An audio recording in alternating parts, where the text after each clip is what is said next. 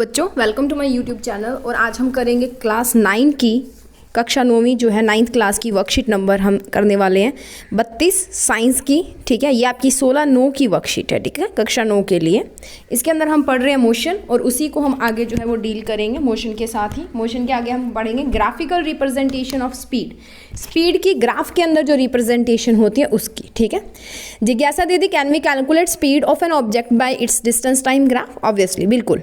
हमारे पास दो तरह की स्पीड होती है। ठीक है, मैं आपको समझा देती हूँ, लाइन बाय लाइन हम नहीं पढ़ेंगे, पर मैं आपको समझा देती हूँ कि दो तरह की स्पीड होती है। एक होती है यूनिफॉर्म स्पीड, जब आपका ऑब्जेक्ट जो है वो इक्वल डिस्टेंस कवर करता है इक्वल इंटरवल्स ऑफ टाइम के अंदर। ठीक है, उसका जो ग्राफ होता है ना, डिस्टेंस टाइम ग्राफ, ठीक है, वो, या आप बोलो कि uniform speed, the speed of an object can be represented by distance time graph. इसको हम रिप्रेजेंट कर सकते हैं। जो डिस्टेंस टाइम ग्राफ होता है यूनिफॉर्म स्पीड का, वो एक स्ट्रेट लाइन होती है जो आपको यहाँ पे दिख रहा है।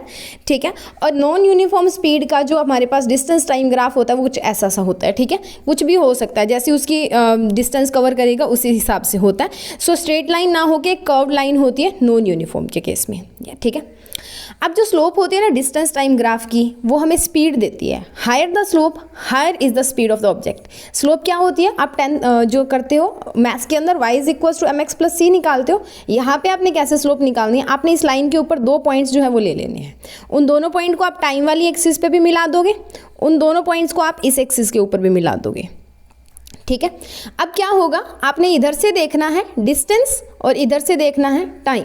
तो मान लो यहाँ पे मेरा बन रहा है 30 और ये बन रहा है 40। तो पोजीशन मेरी सेकंड पोजीशन कौन है, 40 वाली। तो मैं इसको मान लेती हूँ कि x2 मेरा कितना हो गया, 40 हो गया। ठीक है, और वहीं पे x1 मान लो 30 आता है, मेरा 30 मीटर आता है, ये आ गया। ठीक है, वहीं पे टाइम जो है वो t1 जो है दैट इज = 40 सेकेंड, और t2 जो है वो आएगा आपका 60 सेकेंड। अब स्लोप कैसे निकालनी है, आपने करना है डिस्टेंस बाय टाइम।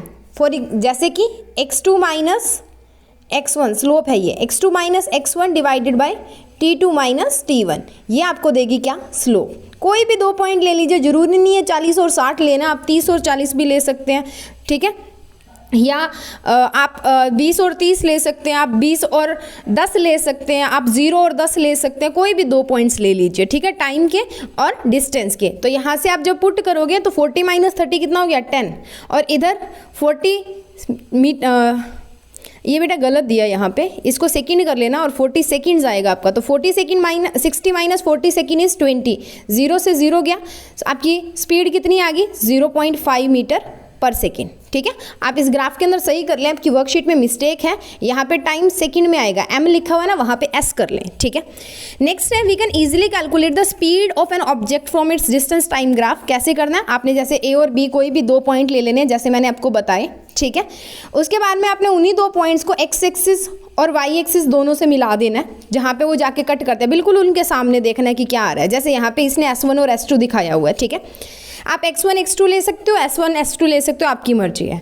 फिर एक आपका ट्रायंगल बनेगा ABC, ये वाला ट्रायंगल बनेगा यहाँ पे ऐसे। ठीक है, ये वाली साइड जो होगी वो S2 - S1 होगी, यानी, और ये वाली जो साइड है नीचे वाला जो इसका बेस होगा वो क्या होगी, T2 - T1। ठीक है, यहाँ पे आपको दिया है BC denotes the travel S2 - S1 y axis के ऊपर, ये BC ये वाली है हमारी, और AC जो है वो होगी T2 - T1। Okay, so speed क्या आएगी, डिस्टेंस अपॉन टाइम होता है, यानी कि S2 - S1 divided by T2 - T1। Therefore 38 - 28 divided by 56 - 42 that is equal to 10/14, जिसको हम बोल सकते हैं 0.71 किलोमीटर पर मिनट। बट हमेशा याद रखना, जब भी आप न्यूमेरिकल करते हो ना, मीटर पर सेकंड के अंदर अपना आंसर निकाला करो। अगर आपको पूछा है तो किलोमीटर में निकालो, अदरवाइज हमेशा मीटर में निकाला करो, किलोमीटर में मत निकाला करो। ठीक है, गलत कर देते हैं कई बार। उसके बाद में है, given distance time graph shows the different positions of A car. ये आपका जो डिस्टेंस टाइम ग्राफ है, ये काफ़ी अलग अलग पोजीशंस जो है वो कर रहा है। कभी वो ए पे थी, फिर वो बी पे चली गई, फिर वो सी पे आ गई, और फिर डी पे आ गई।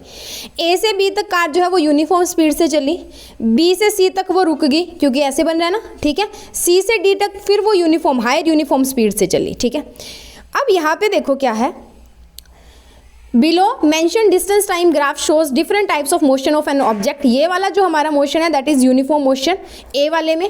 बी वाला जो है वो नॉन यूनिफॉर्म मोशन का। नॉन यूनिफॉर्म को आपको काफ़ी सारे देखने को ग्राफ मिलते हैं, कई बार ये ऐसा भी मिलता है, ठीक है, कई बार आपको ये ऐसा भी मिलेगा, ठीक है, और कई बार आपको ये ऐसा भी मिलता है, कोई भी हो सकता है, ठीक है।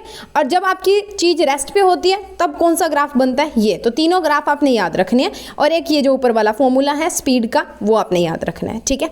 उसके बाद में चलते हैं इसके क्वेश्चंस पे और जल्दी से इसके क्वेश्चन डिस्कस कर लेते हैं। बहुत इजी क्वेश्चंस है, चलो मूव कर। तो बच्चे पहला क्वेश्चन हमारे पास, study the given distance time graph. आपको आपकी वर्कशीट के अंदर एक डिस्टेंस टाइम ग्राफ दिया हुआ है जो कुछ ऐसा है, ऐसे, ठीक है। इधर आपको डिस्टेंस दिया हुआ है, इधर आपको टाइम दिया हुआ है, ठीक है, ऐसा है एक्स और वाई के ऊपर।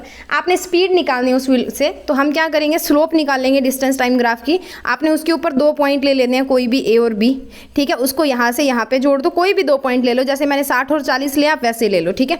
और ये ट्रायंगल बना लेना है। अब जो इसको मैंने सी पॉइंट मान लिया, ये ए था, ये बी और सी, तो बी सी किसके बराबर होगी, ये अगर मेरा x1 है, ये मेरा x2 है, इधर ये मेरा t1 है और ये मेरा t2 है, ठीक है।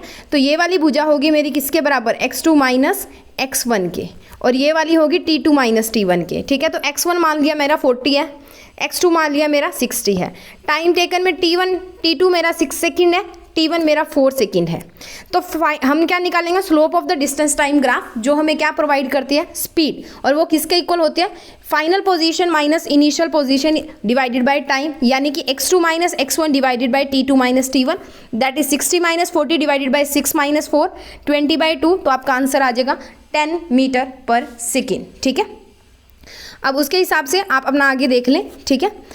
कोई भी 2 पॉइंट्स लेके आप इसको निकाल सकते हैं। Next moving on to the state any 2 difference between uniform and non uniform speed. तो यूनिफॉर्म स्पीड होती है हमारे पास body covering equal distances in equal intervals of time, the speed is called uniform speed. Distance time graph जो होता है इसका एक स्ट्रेट लाइन होता है। नॉन यूनिफॉर्म स्पीड जो है that covers unequal distances in equal intervals of time, then that body is said to be in non uniform speed. And the time, इसका जो डिस्टेंस टाइम ग्राफ होता है of non uniform आएगा बेटा, यहाँ पे नॉन यूनिफॉर्म कर लेना।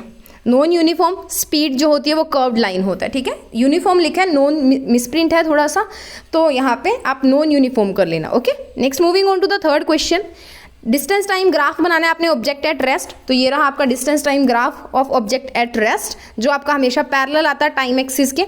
उसके बाद में object moving with non uniform speed, या तो आप अपनी वर्कशीट वाला बना लो, चाहे आप ये बना लो, दोनों ही आपके सही होंगे। चाहे तो आपकी वर्कशीट में ऐसे करके दिया हुआ वो बना लो, चाहे ये बना लो, दोनों सही हैं, ठीक है। इसके बाद में बात करते हैं what is the slope of distance time graphs. Distance time graph की स्लोप क्या बताती है, स्पीड बताती है हमें, ठीक है।